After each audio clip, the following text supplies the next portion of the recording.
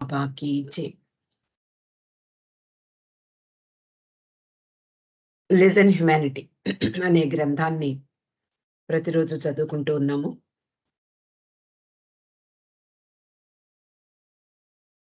బాబా అనేక విషయాల్ని వెల్లడి చేస్తూ, ఆధ్యాత్మిక రహస్యాలను వెల్లడి చేస్తూ, సంస్కారాలు అనేటటువంటి విషయంలో ఎంతో వివరంగా బాబా చెప్తూ ఉన్నారు. మనం చేసే ప్రతి చర్య లేక కర్మ అది ప్రధానమైనదైనా కావచ్చు, అప్రధానమైనదైనా కావచ్చు. అది మన ఇష్టంతో కావచ్చు, ఇష్టం లేక కావచ్చు, ఏదైనా తక్షణమే ఆ చర్య తాలూకు సంస్కారం మన మనసుపై ముద్రింపబడుతుంది అంటున్నారు. మనకందరికీ తెలుసు, కళ్ళు చూసినా అంటే ఇంద్రియాలతో ఏం చేసినా, అలాగే మనసులో ఉండేటటువంటి ఆలోచనల్ని మనం కార్యరూపంలో పెట్టినా, అంటే ప్రతి పని కూడా అంతే కదా. అంటే మనము మనసు ఆలోచన వచ్చి తర్వాత మనం దాన్ని కార్యరూపంలో పెడతాం. ప్రతి విషయము అలాగే జరుగుతుంది. కాబట్టి మనం పనులన్నీ కూడా మనం చేసే ముందు ఆలోచనలు మనలో రేకెత్తి తర్వాత మాత్రమే మనము చేయడం జరుగుతుంది. మనము ఒక్కొక్కప్పుడు అలవోకగా అంటే ఇంటెన్షనల్‌గా కాకుండా అంటే ఏదో ఒక అంటే అప్పటికప్పుడు ఏదో ఒక ప్రేరణ కలిగి చూడండి, మనం అలా వెడుతూ ఒక చెరువులో ఒక రాయి వెయ్యాలనిపిస్తుంది. చిన్న పిల్లలకి అలా వేస్తూ ఉంటారు. లేదా ఒక రాయి తీసుకొని చెట్టుని ఏదైనా పండో, కాయో కొట్టాలనిపిస్తూ ఉంటుంది. ఇలాగా అప్పటికప్పుడే అది ఆలోచనొస్తుంది. అంతే తప్ప ఆలోచించుకుని ముందు ఒక గంట ముందో, లేకపోతే ఓ రోజు ముందో ఆలోచించుకుని ఆ పని చెయ్యడు. అప్పటికప్పుడు చేస్తూ ఉంటారు. కాబట్టి అది ప్రధానమైనదైనా కావచ్చు, అప్రధానం దాని వల్ల పెద్ద ఉపయోగం లేకపోయినా కూడా, మనం చేసే ప్రతి చర్య, ప్రతి కర్మ మనము ఇష్టపూర్వకంగా చేయొచ్చు. లేదా ఒక్కొక్కప్పుడు ఇష్టం లేకపోయినా మనము చేస్తూ ఉంటాం. ఏదైనా సరే తక్షణమే ఆ చర్య తాలూకు సంస్కారం మన మనసుపై ముద్రింపబడుతుంది. ఇది కర్మ యొక్క స్వభావం. అంటే ఏ పని చేసినా కళ్ళు చూస్తూనే ఉంటాయి, ముక్కు వాసన గ్రహిస్తుంది, నాలుక మాట్లాడుతుంది. ఏదైనా సరే ఏ చర్య అయినా దానికి అనుగుణమైనటువంటి సంస్కారాలు మనలో ముద్రింపబడతాయి. ఇది కర్మ యొక్క స్వభావం అంటున్నారు. కానీ ఏదైనా అలవోకగా చేసినటువంటి పనులు, ఇంటెన్షనల్‌గా కాకుండా, మనం కావాలని కాకుండా ఏదైనా చేసినటువంటి పనులు క్రియేట్ చేసేటటువంటి సంస్కారాలు చాలా తేలికైనవిట. అవి మరక పడుతుంది కానీ, జిడ్డుతో కూడిన మరక కాదు. జస్ట్ మరక పడుతుంది. దాన్ని జస్ట్ వదిలేస్తే అంటే కొంచెం వాష్ చేస్తే పోతుంది. కానీ జిడ్డుతో కూడినటువంటి మరక అయిందనుకోండి, అది చాలా కష్టం. బాగా రుద్ది, రుద్ది, రుద్ది దాన్ని వదలగొట్టాలి. కానీ ప్రతి విషయము అలా జరగదు. మనలో అనేక ఇవి ఉంటాయి. అంటే అరిషడ్వర్గము అంటారు. అవన్నీ కూడా శత్రువులు. కోపం, కామం, క్రోధం, లోభం, మోహం ఇవన్నీ కూడా శత్రువులుగా పరిగణిస్తారు. ఈ కోపము, కామము, దురాశ వీటి కారణంగా వచ్చేటటువంటి ఆలోచనలు, అవి చేసి తర్వాత వచ్చేటటువంటి కర్మలు. వాటిని వలన మనము ఆహ్, చేసేటటువంటి పనులు, మళ్ళీ వాటి వలన ఏర్పడే సంస్కారాలు. ఇవన్నీ కూడా చాలా కష్టం తుడిచిపెట్టడం. అంటే కామము, క్రోధము, లోభము, మోహము, ద్వేషము వీటి వలన అంటే ఇవి మనసులోకి ఆలోచనలు రేకెత్తిస్తాయి. అంటే సపోజ్ ఒక వ్యక్తి మీద మనకి కోపం ఉంది అనుకుందాం. ఆ వ్యక్తి కనపడనంత సేపు మనకి అణిగిపోయి ఉంటుంది ఆ కోపం. ఆ వ్యక్తి ఎప్పుడైనా ఏ బజార్‌లో అన్నా కనపడితే విపరీతమైనటువంటి కోపం వచ్చి, అది అతని మీద చూపించాలని అంటే చర్యల రూపంలో, మాటల రూపంలో బయటపడుతూ ఉంటుంది. అలాగా ఈ కామము, క్రోధము ఏదైతే ఉన్నాయో ఇలాంటి వాటి వలన ఏర్పడినటువంటి సంస్కారాలు విపరీతమైనటువంటి జిడ్డుతో కూడినటువంటి మరకల్లాంటివి. అవి తుడిచిపెట్టడం చాలా కష్టం. క్లుప్తంగా చెప్పాలి అంటే కర్మలు సంస్కారాలను కలుగజేస్తాయి. సంస్కారాలు ఆలోచనలకు కారణమవుతాయి. ఆలోచనలు తిరిగి కర్మలను ఆచరించడానికి ప్రేరేపిస్తాయి. ఇది ఒక సైకిల్ లాగా ఉంటుంది. అంటే మనం చేసే పనులు కారణంగా సంస్కారాలు ఏర్పడతాయి. ఆ సంస్కారాలన్నీ పేరుకుపోయి, పేరుకుపోయి తర్వాతి జన్మలో అవి ఆలోచనల రూపంలో బయటపడతాయి. అవి ఆలోచనలు పుట్టిస్తాయి. ఆ ఆలోచనల వలన మనం మళ్ళీ పనులు చేస్తూ ఉంటాం. దానికి తగినటువంటి కర్మలు చేస్తూ ఉంటాం. అది సంస్కారాల యొక్క సైకిల్. బాబా అంటున్నారు, "నీ హృదయం పరిశుద్ధం కావాలనుకుంటే, నీలో కలిగే ఆలోచనలను అలాగే వదిలిపెట్టు." అంతకుముందు మనం చదువుకున్నాం.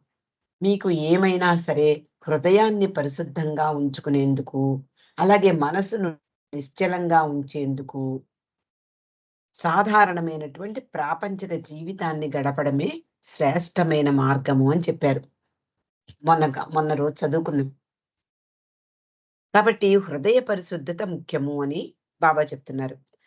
పోనీ ఈ హృదయ పరిశుద్ధత కావాలి అనుకుంటే దానికొక మార్గం ఏమిటి? మనలో కలిగే ఆలోచనలను అలాగే వదిలిపెట్టేయాలి. వాటిని కార్యరూపం దాల్చకుండా జాగ్రత్త పడాలి. కానీ ఆలోచనలు వచ్చిన వెంటనే వాటిని మనం కార్యరూపంలో పెడతాం. చర్యల రూపంలో పెడతాం. కాబట్టి నీ చర్యలపై అదే సమయంలో గట్టి నిఘా ఉంచు అంటున్నారు. ఎప్పుడైతే ఆలోచనలు మనలో వచ్చాయో, వాటిని చర్యల రూపంలో ఇందాక మనం చెప్పుకున్నట్లే ఒక ఒక వ్యక్తి మీద మనకి ఎప్పుడో ఒక కొన్ని సంవత్సరాల క్రిందట ఏదో ఒక అతడు మనకేదో అపకారం చేస్తేనో ఏదో ఒక కోపం వచ్చింది. అది మనలో అణిగిపోయి ఉంటుంది.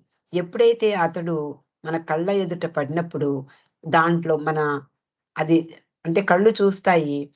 మనసులో ఆ ప్రేరణ కలుగుతుంది. అంటే ఎప్పుడో జరిగిపోయినటువంటి ఇన్సిడెంట్ మనకి గుర్తుకొస్తుంది. వాళ్ళ మీద ఉండేటటువంటి కోపం కూడా బయటపడుతూ ఉంటుంది ఆలోచనల రూపంలో. మరి ఆలోచన వచ్చిన వెంటనే మానవుడు వెంటనే దాన్ని అమలు చేసేస్తాడు. అమలు చేసినప్పుడు ఏమవుతుంది? ఎదుటి వ్యక్తి మీద మనము విపరీతమైనటువంటి కోపాన్ని ప్రదర్శిస్తూ, క్రోధాన్ని ప్రదర్శిస్తూ, వాళ్ళని తిడుతూ ఇలా బిహేవ్ చేస్తాం. కాబట్టి ఎప్పుడైనా సరే సంస్కారాలు ఎప్పుడో జరిగినటువంటి విషయాల గురించినటువంటి సంస్కారాలు మనలో ముద్రింపబడి ఉంటాయి. వా అవి ఆలోచనల రూపంలో మనలోంచి బయటికి వస్తాయి. అలా అంటే మనసు ఆలోచిస్తూ ఉంటుంది. ఈ ఆలోచనల్ని కార్యరూపంలో దాల్చడానికి మనము కొంచెం ఆదుర్దాగా ఉంటాం. ఎప్పుడెప్పుడు వాటిని కార్యరూపంలో పెడతామా అని. కానీ బాబా ఏమంటున్నారు? నీకు హృదయ పరిశుద్ధత కావాలి అనుకుంటే, నీలో కలిగే ఆలోచనలను అలాగే వదిలిపెట్టేసేయి. అదే సమయంలో నీ చర్యలపై గట్టి నిఘా ఉంచు. అంటే ఆలోచనల్ని కార్యరూపంలో పెట్టకుండా జాగ్రత్త పడు అంటున్నారు. నిరంతరం వాటిని గమనించు. నీకు కామ, క్రోధ, లోభాదులతో కూడిన ఆలోచనలు వచ్చినప్పుడు భయపడకు. వాటిని నిరోధించే ప్రయత్నం చెయ్యి. అటువంటి ఆలోచనలు వస్తే రానిమ్ము, అవే పోతాయి. అలాగే పోనిమ్ము అంటున్నారు. అంటే మనం ఆలోచనలలో రూపంలో అంటే సంస్కారాల కారణంగా ఆలోచనలు మనలో ఉద్భవిస్తాయి. అవి మనసులో మనల్ని ప్రేరేపిస్తాయి. అదిగో ఎదుటి వాళ్ళు వాళ్ళ వల్లే నువ్వు అంత నష్టపోయావు. కాబట్టి వాళ్ళని చెడామడా దులిపేయి అన్నట్లుగా మనకి ఆలోచన వస్తుంది. వెంటనే అది కార్యరూపంలో పెట్టామనుకోండి, మరిన్ని గాఢమైనటువంటి సంస్కారాలు మనలో ముద్రింపబడతాయి. కాబట్టి జాగ్రత్త వహించు అంటున్నారు. నీ చర్యలపై గట్టి నిఘా ఉంచు. నిరంతరము వాటిని గమనించు. ఎంత జాగ్రత్తగా అంటే కోపాన్ని ప్రదర్శించకుండా వాళ్ళ ఎదుటి వాళ్ళని ఏ విధంగానూ మనం అపకారం చెయ్యకుండా ఇలాంటి చర్యలను నియంత్రించు అంటున్నారు. కాబట్టి ఏదో ఒక ఆలోచనలొస్తాయి. గత సంస్కారాల కారణంగా ఏదో ఒక ఆలోచనలొస్తాయి. వాటిని నిరోధించే ప్రయత్నం చెయ్యి. అటువంటి ఆలోచనలు వస్తాయి. వాటికవే వస్తాయి. వాటికవే పోతాయి. అలాగే వదిలిపెట్టేసేయి అంటున్నారు. వాటిని ఆచరణలో పెట్టద్దు. నీ సంస్కారాలు ప్రేరేపించే ఆలోచనలను పట్టించుకోకుండా విచక్షణతో వ్యవహరిస్తూ, చర్యలను ఆపుతూ, వాటికి వ్యతిరేకమైన ఆలోచనలు ఆలోచించే ప్రయత్నం చెయి. సారీ. ఈ ఆలోచనల్ని రూపంలో పెట్టకుండా, ఆచరణలో పెట్టకుండా జాగ్రత్త పడు అంటున్నారు. నీ సంస్కారాలు ప్రేరేపిస్తాయి, ఆలోచనలను ప్రేరేపిస్తాయి. వాటిని పట్టించుకోకుండా విచక్షణతో వ్యవహరించు. అంటే విచక్షణ అంటే మంచి, చెడు ఇది మనం మంచి చేస్తున్నామా? మనం చెడు చేస్తున్నామా? ఎప్పుడో జరిగిపోయిన దానికి ఇప్పుడు మనం కక్ష తీర్చుకోవడం ఎంతవరకు సమంజసం? లేదా వాళ్ళు పాపం మరింత దీనస్థితిలో ఉన్నారు. మనకి అపకారం చేసి వాళ్ళే నష్టపోయారు. కాబట్టి మనం మళ్ళీ వాళ్ళని తూలనాడడం, లేకపోతే వాళ్ళని నిందించడం ఇది ఎంతవరకు సమంజసం అనేటటువంటి విచక్షణ, ఆ జ్ఞానం అది మానవులకు మాత్రమే ఉంది. ఆ విచక్షణ జ్ఞానాన్ని వాడి జాగ్రత్తగా వ్యవహరించు. చర్యలను ఆపుతూ అంటే మనం అవి ప్రేరేపించినప్పుడు వాటిని చర్యల రూపంలో, కార్యరూపంలో పెట్టకుండా వాటికి వ్యతిరేకమైన ఆలోచనలను ఆలోచించడానికి ప్రయత్నించు అంటున్నారు. సాధారణంగా మనము నిద్రపోవడానికి ఉపక్రమించినప్పుడు ఏవో ఆలోచనలు వస్తూనే ఉంటాయి. అందరికీ అనుభవమే. అవి ఆలోచనలొస్తుంటే దాని వల్ల ఉపయోగం లేదు. దాని వలన మనమేమి కార్యరూపంలో పెట్టటం లేదు. ఊరికే ఆలోచనలు అనవసరమైనటువంటి ఆలోచనలన్నీ వస్తూ ఉంటాయి. అప్పుడు మనం వెంటనే మన బాబా ప్రేమికులమైన మనము బాబా నామాన్ని ఉచ్చరిస్తూ కాసేపటికి నిద్రలోకి జారిపోవచ్చు. కాబట్టి బాబా ఏమంటున్నారు? వాటికి వ్యతిరేకమైన ఆలోచనలను ఆలోచించటానికి ప్రయత్నించు. బాబా అంటారు, "నా గురించి ఆలోచించు. నా గురించి మాట్లాడు. నా గురించి పనులు చెయ్యి." ఇలా ప్రతి విషయము ఆయనకు సమర్పణ చేసినప్పుడు మనం మనకి వచ్చేటటువంటి అంటే మనలో వచ్చేటటువంటి ఆలోచనలు ఏమాత్రము కార్యరూపంలో పెట్టకుండా జాగ్రత్తగా ఉన్నప్పుడు వాటి వల్ల మనకి నష్టముండదు అంటున్నారు. ఇంకా అంటున్నారు బాబా, కొన్నిసార్లు కోపమును అణిచివేయుట కన్నా ప్రదర్శించడమే మంచిది. అదేమిటి బాబా ఇప్పటి వరకు కోపాన్ని అణిచివేసుకో, కోపం రానివ్వకు, ఒకవేళ అలా ఆలోచనలు వస్తే వాటిని అలాగే వదిలేయి ఇవన్నీ చెప్పారు. మరిప్పుడు దాన్ని ప్రదర్శించడమే మంచిది అంటున్నారు. ఎందుకు అంటే అసలు కోపాన్ని ప్రదర్శించామనుకోండి, వాటి వలన నష్టం ఏమిటి? ఆ కోపం గురించి, దాని కారణాలు, ఎందుకు వచ్చిందసలు? ఎందుకు మనం అలా అనవసరంగా బిహేవ్ చేశాము? తప్పు గదా! అనుకోవడము. అలాగే అందువలన కలిగే ఫలితాలు, వీటిని గురించి ఆలోచించే అవకాశం వస్తుందట. అందువలన నీకు మనసులో కోపాన్ని ప్రదర్శించినప్పుడు కూడా ఒకందుకు మంచిదే అంటున్నారు. ఎందుకు అంటే ఆ కోపం గురించి, కోపానికి కారణమేమిటి? దానివల్ల కలిగే ఫలితమేమిటి? ఇవన్నీ ఆలోచించుకుని వృధా అనవసరంగా శ్రమ పడ్డాము అనేటటువంటి విషయం మనం తెలుసుకుంటాం. నీ మనసులో కోపాన్ని నీ హృదయానికి తెలియనీయకు. దానిని పట్టించుకోకుండా ఉండు. మనసుకి అంటే మనసు ఏం చెప్పినా హృదయం వినకుండా ఉంటే మంచిది. హృదయం చెప్పినది మనసు విన్నట్లయితే మనకి మంచి ఉపయోగం ఉంటుంది. కాబట్టి మనసు, హృదయము అనే వాటిని గురించి బాబా చాలా స్పష్టంగా చెప్తూ ఉన్నారు. ఒకవేళ మనసులో ఆలోచనల కారణంగా కోపం వచ్చింది అనుకుందాం. వాటిని హృదయానికి తెలియనివ్వకు అంటున్నారు. అంటే మనలో ఏ చెడు స్వభావమైనా అది హృదయానికి తెలియనంత సేపు మనం సేఫ్‌గా ఉంటాం. నీకు కోపం రాకుండా ఉన్నట్లయితే బండరాయి వంటి వాడివన్నమాట. అయితే నాకు కోపం రాదండి ఎప్పుడూను. అనవసరంగా ఎవరి మీద కోపపడను. నాకసలు కోపమే రాదు అనుకోవడం మంచిదేం కాదు. ఎందుకు అంటే అది మనస్సు లేని వాళ్ళకే వస్తుంది. మనసుతో అన్ని పనులు అంటే మనసుతో అన్ని ఆలోచనలు అన్నీ చేసే వాళ్ళకి ఈ విధంగా కోపం రాకుండా ఉండదు. కాబట్టి అలాగే కామపూరితమైనటువంటి ఆలోచనలు రానంత మాత్రాన ఆయా కర్మలు అంటే అతనికున్నటువంటి దానికి సంబంధించిన సంస్కారాలు తుడిచిపెట్టుకుపోవు అంటున్నారు. అంటే ఎప్పుడైనా సరే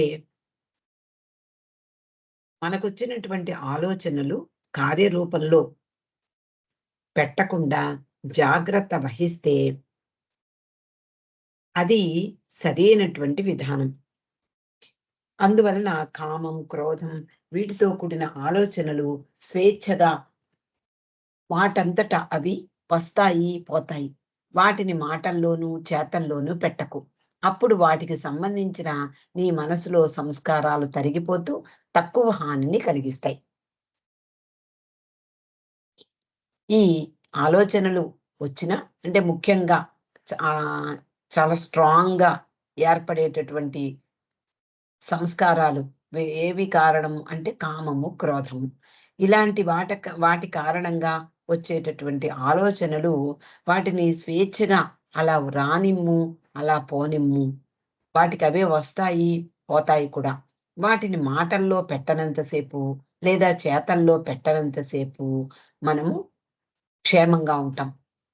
అప్పుడు వాటికి సంబంధించిన నీ మనసులోని సంస్కారాలు తరిగిపోతూ ఉంటాయి. తక్కువ హానిని కలిగిస్తాయి. కానీ అటువంటి ఆలోచనలను బహిరంగంగా కానీ, రహస్యంగా కానీ ఆచరణలో పెట్టినప్పుడు కొత్త సంస్కారాలను వృద్ధి చేసుకుంటావు. ఇది ఒక ఇంపార్టెంట్ విషయం. ఏంటి? ఆలోచనలు మనలో ఆలోచనలొస్తాయి. సపోజ్ నలుగురిలోనూ వెళ్ళామనుకోండి. ఒక 10 మంది ఉన్నారు మన వాళ్ళే. ఆ మధ్యలో ఒక వ్యక్తి మీద మనకి కోపం వస్తుంది. ఆలోచనలొస్తాయి. ఆలోచనలు వచ్చి అతని మీద కోపాన్ని ప్రదర్శించకుండా అప్పటికప్పుడు తప్పించుకుని, మళ్ళీ ఎవరూ లేనప్పుడు వాళ్ళ మీద కోపాన్ని ప్రదర్శించామనుకోండి, తప్పనిసరిగా అవి కొత్త సంస్కారాలను వృద్ధి చేయబడతాయి. అవి కర్మలు చేసిన సంస్కారాల కంటే హీనమైనవి. ఈ కొత్త సంస్కారాలు నీ మనసులో మరింత లోతుగా నాటుకుంటాయి. అంటే పైపైన వచ్చేటటువంటి సంస్కారాల్ని తుడిచిపెట్టుకోవడం చాలా సులభము. గాఢమైనటువంటి సంస్కారాల్ని తుడిచిపెట్టుకోవడం చాలా కష్టము అని బాబా చెప్తున్నారు. మరి ఈ సంస్కారాలను శాశ్వతంగా నాశనం చెయ్యగలదేమిటి? ఇప్పుడు బాబా చెప్తున్నారు. సంస్కారాలు ఎలా ఏర్పడతాయి? వేటి వలన ఏర్పడతాయి? వేటి వలన గాఢంగా ఏర్పడతాయి? లేదా మామూలుగా చేసే కర్మల వలన చాలా తక్కువ సంస్కారాలు ఏర్పడతాయి. ఇవన్నీ చెప్తూ మరి ఈ సంస్కారాలను శాశ్వతంగా నాశనం చెయ్యాలి అంటే మార్గమేమిటి? అంటే దైవీ ప్రేమాగ్ని. దివ్య ప్రేమాగ్ని ఎప్పుడైతే మనలో రాజుకుంటుందో అది ఆ సంస్కారాలన్నిటిని తుడిచిపెడుతుంది అంటున్నారు. దీనికి ఉదాహరణగా నీరుంటుంది. కొత్త, కొత్త నీరొస్తూ ఉంటుంది వర్షాలు పడినప్పుడు. ఆ రోజుల్లో కాలవల్లోనూ, నదుల్లోనూ బురద నీరు ప్రవహించేది. ఆ బురద నీటినే మనం తెచ్చుకునేవాళ్ళు ఆ రోజుల్లో. తెచ్చుకుని దాంట్లో పట్టిక వేసుకునేవాళ్ళు. ఆ పటిక వేసినప్పుడు అది పాత్ర అడుగు భాగాన ఆ మడ్డి లేకపోతే ఆ మురికి అంతా కూడా అడుగు భాగాన చేరిపోతుంది. అలా ఈ సంస్కారాలను తుడిచిపెట్టాలి, శాశ్వతంగా నివారింపజేసుకోవాలి అంటే దైవీ ప్రేమాగ్ని ఒక్కటే వాటిని దహింప చేయగలుగుతుంది. ఆ ప్రేమాగ్నిలో ఈ మన సంస్కారాలన్నీ కూడా బూడిదైపోతాయి. ఎలాగా అంటే, ఆ బురద నీటి ఉన్నటువంటి పాత్రలో పట్టిక వేసినప్పుడు, బురదంతా కూడా కిందకి చేరిపోతుంది. ఆ పైన ఉండేటటువంటి శుభ్రమైన నీరుని తాగేవాళ్ళం. అదే విధంగా మరైతే మన ఈ సంస్కారాలను నాశనం చేసే మార్గం ఏమిటి అంటే, నా నామస్మరణయే నీ మనసులోని సంస్కారాలను, మలినాలను పట్టి ఉంచుతుంది. పట్టిక ఎలాగైతే నీటిని శుభ్రం చేసి అంటే పైనంతా కూడా నీటిని శుభ్రంగా ఉంచుతుందో, ఈ బాబా యొక్క నామస్మరణ కూడా మనలో ఉండేటటువంటి సంస్కారాల మురికిని కింద వరకు పట్టి ఉంచుతుందట. అందువలన నీ కోపం వచ్చినా, కామపూరితమైన ఆలోచనలు వచ్చినా వెంటనే బాబాను స్మరించు. అలా ఎప్పుడైతే మనకి కోపము అలాంటి గాఢమైన సంస్కారాలు కలుగజేసేటటువంటి ఆలోచనలు వచ్చినప్పుడు వాటిని మనం కార్యరూపంలో పెట్టకుండా వెంటనే బాబాను స్మరించినట్లయితే బాబా నామం మన చుట్టూ రక్షణ కవచంలా ఏర్పడి ఆలోచనలు అనేటటువంటి దోమలను నీ చుట్టూ వృధ చేస్తూ తిరుగున తిరుగుతున్నప్పటికీ వాటి వల్ల నీకేది హాని ఉండదు. ఎటువంటి దోమకాట్లకు గురికావు అంటున్నారు. అంటే ఎంత బాబా నామస్మరణ అనేటటువంటి ఒక దోమతెర మనకి ఎలాగైతే రక్షణ ఇస్తుందో, అలా మన ఆలోచనల నుండి రక్షించేది బాబా నామస్మరణ. ఈ ఈ నామస్మరణ ఏం చేస్తుంది? మన చుట్టూ ఒక దోమతెరలాగా ఏర్పడి, బయట నుంచి వచ్చేటటువంటి దోమలు వృధ చేస్తూ తిరుగుతూనే ఉంటాయి. కానీ అవి మనల్ని కుట్టవు దోమతెర వేసుకున్నప్పుడు. ఆ విధంగానే బాబా నామస్మరణ అనేటటువంటి ఆ దోమతెర కారణంగా మనము ఆలోచనలు అనవసరమైనటువంటి ఆలోచనలు, అనవసరమైన చర్యలుగా మారకుండా అడ్డుకోగలవు అంటున్నారు. అది చివరకు నీలో నా వ్యక్తీకరణకు అవసరమైన నీ హృదయ పరిశుద్ధతకు దారితీస్తుంది. అది చివరికి ఏమవుతుంది? మన హృదయాల్లో భగవంతుడు లేదా బాబా దృఢంగా ఉండాలి అంటే, మన హృదయాంతరాలలో బాబా అలా ఉండాలి అంటే, అంటే ఆయన వ్యక్తీకరింపబడాలి అంటే ఇదే మార్గం. అంటే బాబా నామస్మరణయే మార్గము అంటున్నారు. కానీ ఉత్సాహంగా ఉన్నప్పుడు, సందడి సమయాల్లో కూడా నిరంతరము నన్ను స్మరించడం తమాషా కాదు. మరొక విషయాన్ని నెమ్మదిగా తెలియజేస్తున్నారు. మొదట నా నామస్మరణ నీకు చాలా ఉపయోగపడుతుంది అంటూనే, ఎప్పుడూ నా నామస్మరణ చెయ్యడం నీ వల్ల కాదు అంటున్నారు. అంటే ఏదైనా ఉత్సాహభరితమైనటువంటి విషయాలు విన్నప్పుడు మనం చాలా ఉత్సాహంగా ఉంటాం.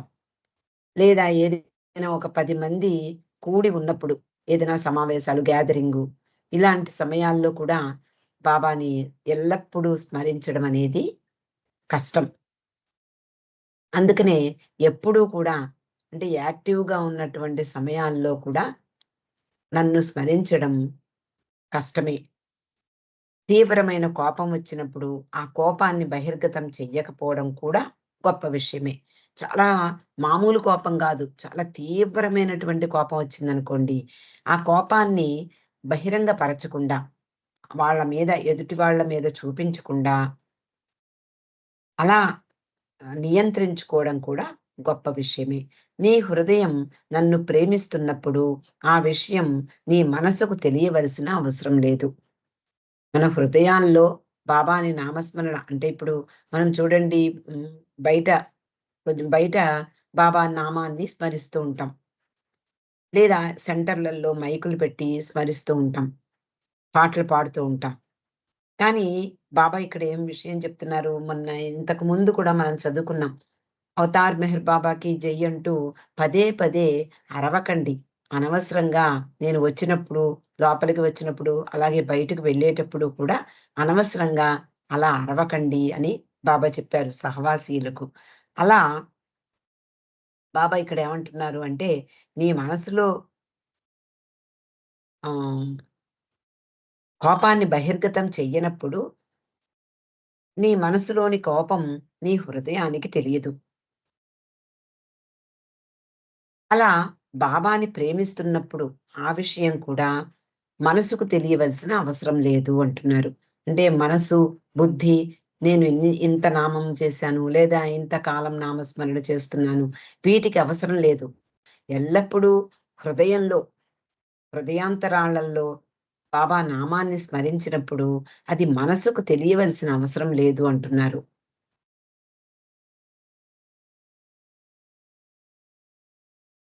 జీవితంలో నిత్యము విధేయతతో బాధ్యతలనెరిగి ప్రవర్తిస్తూ జీవితాన్ని కూడా సమర్పించేందుకు సిద్ధపడినప్పటికీ నీ హృదయం ప్రేమిస్తున్నట్లు నిజానికి నీ మనసుకు తెలియదు.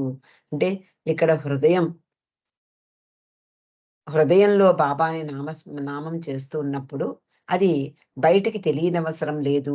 అలాగే నీ మనసుకు కూడా తెలియవలసిన అవసరం లేదు అంటున్నారు. అంటే జీవితంలో ఎప్పుడూ బాబా చెప్పినట్లుగా బాబా పట్ల సంపూర్ణ విశ్వాసంతో బాధ్యతలను మర్చిపోకుండా అంటే హౌ టు లవ్ గాడ్ ముఖ్యంగా.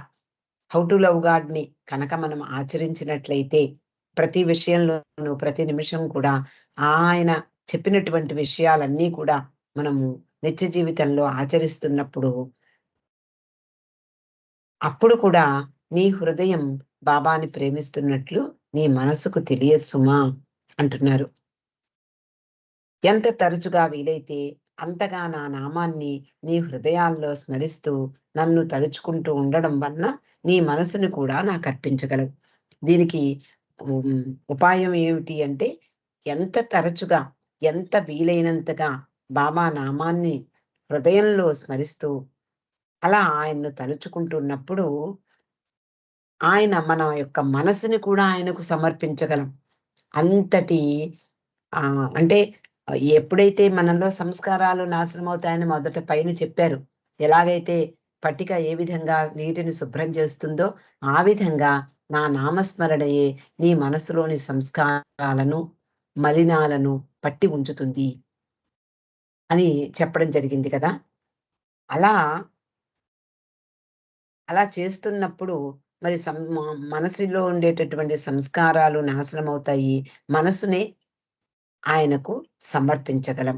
తరచుగా నన్ను జ్ఞప్తిలో ఉంచుకోవడంతో నీ మనసులోకి ఇతర ఆలోచనలేవి జొరబడవు. ఇదొక బ్యూటిఫుల్ మెడిసిన్ మనకి.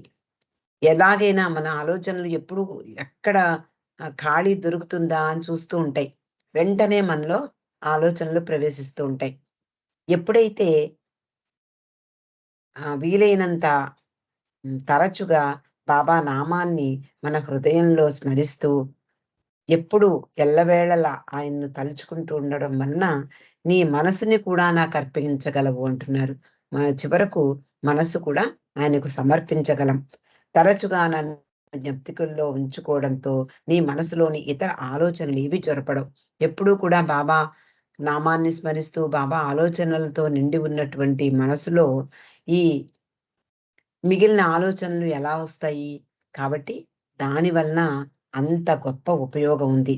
నేను స్వయంగా నా నామాన్ని నిరంతరము జపిస్తూ ఉన్నాను. నా ప్రేమికులు నా నామాన్ని స్మరించడం వినడానికే వచ్చాను. బాబా మరొక సీక్రెట్ చెప్తున్నారు. నేను స్వయంగా నా నామాన్ని నిరంతరము జపిస్తూ ఉంటాను.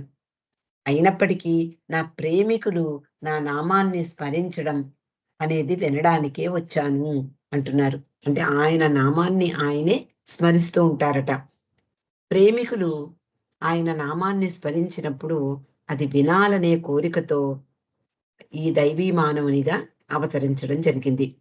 మీరు మీ మనఃపూర్వకంగా నా నామాన్ని ఒక్కసారి జపించినా, నేను చెవులు మూసుకున్నా నాకు వినిపిస్తుంది. అంటే మనము హృదయపూర్వకంగా నామాన్ని జపించాలి. బాబా నామాన్ని జపించినప్పుడు ఒక్కసారి జపించినా చాలు. హృదయపూర్వకంగా జపించినప్పుడు ఆయన చెవులు మూసుకున్నప్పటికీ కూడా ఆయనకి వినిపిస్తుందట. నన్ను నిరంతరము ధ్యానించలేనట్లయితే నిద్రించే ముందు, నిద్ర లేచాక నా నామాన్ని స్మరించు అంటున్నారు. ఇది మళ్ళీ మనకొక తరుణోపాయం, సులభమైనటువంటి ఉపాయం చెప్తున్నారు. నిరంతరము మనకి కుదరటం లేదు. నిరంతరము వేరే ఆలోచనలు వస్తూనే ఉన్నాయి. నిరంతరము బాబా నామాన్ని స్మరించడం వీలవనటువంటి మనందరికీ కూడా బాబా అంటున్నారు. నిద్రించే ముందు ఒక 5 నిమిషాలు, ఇది కాకినాడలో చెప్పినటువంటి సందేశం. అందులో ఏమనుంది అంటే, ఒక్కసారి ఒక 5 నిమిషాలు నిద్రపోయే ముందు నన్ను హృదయపూర్వకంగా తలుచుకుని, ఈరోజు నేను చేసినవన్నీ కూడా మాటలు, చేతలు, ఆలోచనలు అన్నీ నీకు సమర్పిస్తున్నాను బాబా అని అనుకోవడము.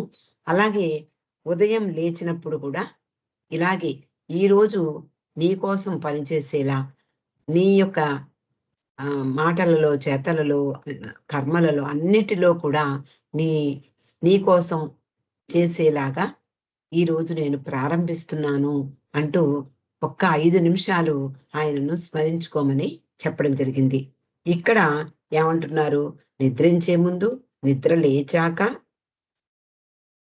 నా నామాన్ని స్మరిస్తే సరిపోతుంది అన్నారు.